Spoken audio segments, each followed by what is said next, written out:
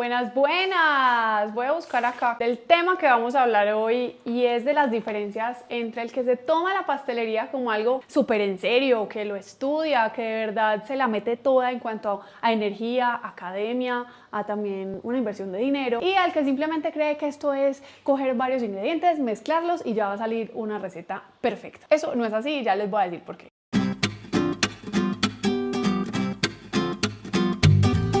Acá yo viendo cosas chocolatosas, para empezarles a hablar de este tema. Imagínense que cuando yo empecé a vender unos cupcakes así de chocolate que tenían una cremita por encima, yo en ese momento no conocía la ganache, no tenía ni idea qué era, y yo hacía una cremita, háganse de cuenta como una crema pastelera, que tiene pues fécula de maíz, cacao en polvo, azúcar, leche, huevos, tal. Y yo, con el fin de que espesara más y que me quedara como más consistente, yo eso le ponía el festival de la fécula de maíz, claro, más de lo que tenía la receta que tenía el libro de abuelita de la que yo había sacado la fórmula, y resulta que yo no llevaba esa receta hasta que llegara a punto de ebullición porque me daba miedo, como con el huevo, como que se me saliera una natica ahí de la leche. Ya luego entendí por qué es importante poner todo lo que uno tenga de almidones, harina de trigo, fécula y todo, llevarlo al punto de ebullición para que haya cocción de esos almidones, porque si no, a mí lo que me pasaba era que al principio esa crema quedaba así rígida, densa y en fin, y pasaba el tiempo y le empezaban a salir como unas grietas, como que se abría, háganse de cuenta, como una construcción de un edificio, como cuando se asienta, que le salen como unas grieticas, como unas fisuras, y yo era, Dios mío, ¿qué es esto? Por ahí se empezaba a salir una agüita, y cuando ya empecé a entender la estructura de los almidones, de la composición, de todas las mezclas, de los puntos a los que tienen que llevar, entendí y dije, no, esto no es ponerme a mezclar, no es ponerme a poner cosas en una olla y ya, sino que yo tengo que estudiarle al asunto para poder hacer las cosas bien hechas y poder generar muchos más productos que, por supuesto, quedaran bien hechos y que no fueran a llegar a, no sé, una fiesta de alguna persona y que se empezara eso allá a rajar. ¿Y quién tenía la culpa? Yo.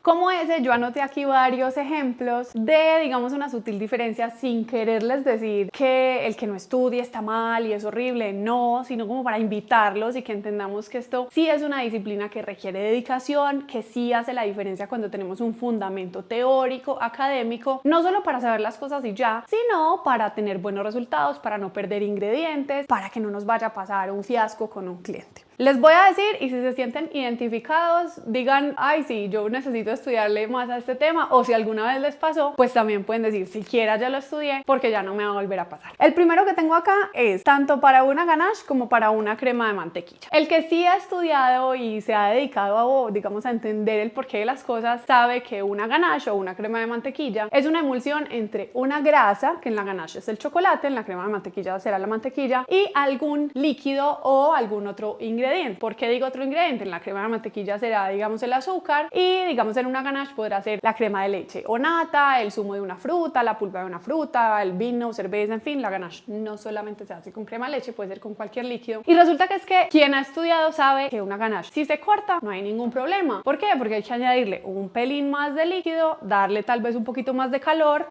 volver a emulsionar y listo, la emulsión vuelve correctamente a formar su estructura y no la tienen por qué botar. Mientras que quien cree que es solamente coger crema de leche y chocolate, fundirlo y revolverlo, tal vez le ha pasado que se sale como un aceitico por encima y dicen, no, esto no me quedó bien, yo pesé mal, esa báscula estaba mala o esa receta me la dieron mala, y simplemente agarran la fórmula, la tiran a la basura, la vuelven a hacer, siguen fallando, se frustran porque siempre se les va a seguir cortando. A veces hay un desequilibrio entre las grasas y los líquidos de una emulsión. Tengo otro ejemplo y díganme por favor si les ha pasado, comenten abajo para que se sientan identificados, o si no, así me dan más ideas y yo puedo darles muchísimos más ejemplos como este. Un helado. Quien nunca ha estudiado nada de pastelería no tiene la culpa, porque yo antes simplemente iba, me comía un helado feliz de la vida y ya, pero los que hemos visto lo difícil que es hacer helado, porque hay que saberlo formular súper bien, sabemos que hay diferentes tipos de azúcares, que todos endulzan distinto, que todos tienen un poder anticristalizante diferente, por eso hay que jugar con ellos para poder que un helado sea cremoso, que tenga textura, que tenga súper buen sabor, a pesar de estar muchos grados bajo cero. Quien nunca ha estudiado cree que es agarrar Milo o un Chocolisto o un Colacao o lechita pues con algún polvo de chocolate, meterlo a la nevera, dejar que congele y que ya después supuestamente les va a quedar la cremosidad de tu vida, y eso no es así. repito, porque hay que llegar a un equilibrio de esos azúcares, del agua que tiene la composición, del extracto sólido que tiene la composición, para que a pesar de estar congelado siga estando totalmente untuoso, cremoso, que eso es lo rico de un helado. A pesar de que hay helados a base de agua, con nada de crema, nada de lácteo, nada de grasa, pero que aún así pueden ser cremosos si llegamos a una formulación correcta, y eso solamente se llega sabiendo estudiar y sabiendo formular heladería. Yo creo que con este más de uno va a decir, a mí me ha pasado o yo no tenía ni idea. Por ejemplo, mi mamá, no la juzgo, repito, no se ha dedicado a estudiar el mundo de la pastelería, piensa que un huevo tamaño S, M, L, XL o un huevo A, AA, AAA, eso es lo mismo, simplemente piensa que, no sé, que la gallina es distinta, que yo qué sé, y resulta que es que en pastelería a mí me gusta dar todas las recetas, y si se fijan en libros de cocina, en escuelas de cocina, todas las cantidades están expresadas no en unidades, es decir, no en 5 huevos, sino por ejemplo en 150 gramos de huevo o 320 gramos de huevo, porque digamos que ese tamaño de S, M, L, XL o aquí en Colombia se llama A, AA, AAA, Jumbo, no sé qué, es por el gramaje del huevo. Entonces la clara y la yema van a pesar distinto según el tipo de huevo que sea. Además, los huevos tienen una numerología que cambia en los países, que digamos que tiene un código que dice si los huevos son así súper de óptima condición, si son de mediana condición o si son de muy mala condición, que eso se van sobre todo como para la industria de fabricar otras cosas derivadas de los huevos, pero que no son para comer el huevo fresco. Por lo general, cuando nos hablan de unidades de huevos, a veces como por sentirse un poquito más coloquiales, nos están hablando de un huevo que en promedio, sin su cáscara, pese de 50 a 55 gramos. Otro que me encanta, y es que es una pregunta que me hacen mucho.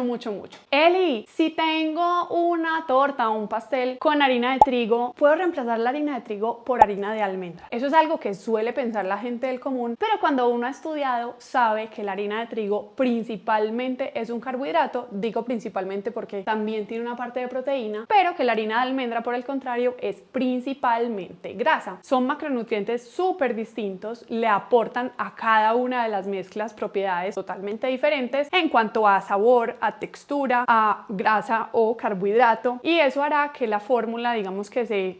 descomponga o que esté súper bien estructurada para darnos un resultado final óptimo en una preparación. Entonces, cuando nosotros tengamos una preparación formulada con harina de almendras, va a tener los otros ingredientes en una medida distinta a cuando está formulada con harina de trigo, porque repito, la fuente de esos nutrientes que tiene es súper distinta. En esta creo que mis abuelas se van a retorcer en su tumba, porque cuando digamos que las personas de una época anterior se les hablaba de la congelación, a mí por lo general me decían, mi hija, una torta o un postre solo sabe bueno cuando está recién hecho. Y eso es falso de toda falsedad. ¿Por qué ellas lo decían? Tal vez porque anteriormente las neveras y los congeladores tenían un mecanismo, digamos, de funcionamiento distinto al de ahora, y es que antes toda esa refrigeración y congelación era frost, es decir, se producía como esa escarchita, como de raspado, como de nieve, ¿sí? Ahora no, ahora la tecnología es súper distinta. Si bien todavía hay algunas neveras o congeladores que tienen esa tecnología frost, yo les recomendaría optar por tecnología no frost para que no salga esa escarcha, esa nieve, porque claro, uno antes metía un postre a congelar y esa agüita se iba derritiendo, la iba absorbiendo. Antes no se usaba tanto el plástico de cocina o el papel film, el papel vinipel, este plástico pues para envolver los postres, y se imaginarán en la nevera de una casa que había pollo, pescado, mantequilla, cebolla, ajo. Si uno metía un postre, eso quedaba oliendo a un salpicón de sabores, que mejor dicho. Yo hoy le digo a la gente que en lo primero que invierten, si tienen un negocio de pastelería, es en refrigeración y congelación. ¿Qué hace la refrigeración y la congelación? En resumidas cuentas, detener el proceso de envejecimiento de una preparación. Entonces, quien ha estudiado sabe lo importante que es esto, sabe que ayuda a conservar, sabe que ayuda a redondear aromas, a sostener sabores, a ayudar a desarrollarlos más, a que no se evaporen las humedades de ciertos alimentos, y sabe que perfectamente se pueden conservar muchas cosas, incluso hasta por meses. Hagan el ensayo. Lo importante sí es saber que no puedo dejar, digamos, una torta o un postre al lado de un pollo o de un pedazo de cebolla, porque me va a absorber todos esos sabores, mientras que quien nunca le ha estudiado el tema de la pastelería va a decir, no, eso solo sabe bien recién hecho. Y así como yo, porque a mí también me pasaba, se levanta a las 3 de la mañana a hacer un pastel que tiene que entregar ese día a las 9 de la mañana, y uno el resto del día es como un zombie terrible. Entonces, investiguen bien sobre la congelación y sobre la refrigeración, que son su salvación a la hora de hacer postres. Y de último, por esta vez, porque me encantó como recopilar creencias que tienen las personas que nunca le han estudiado el tema y personas que a lo mejor sí le hemos dedicado un poco más de tiempo para que se animen cada vez más a aprender, es hablar un poquito de por qué los pasteles o los budines, tortas, en fin, nos quedan hundidos en el centro. Por lo general les sucede eso y la reacción instintiva de quien nunca se ha preguntado o se ha detenido a decir qué habrá pasado es ponerle o más polvo de hornear o más bicarbonato de sodio. Y eso es un grave error, porque antes, cuando la torta colapsa, queda hueca en el centro, es porque digamos que hubo mucho estímulo de crecimiento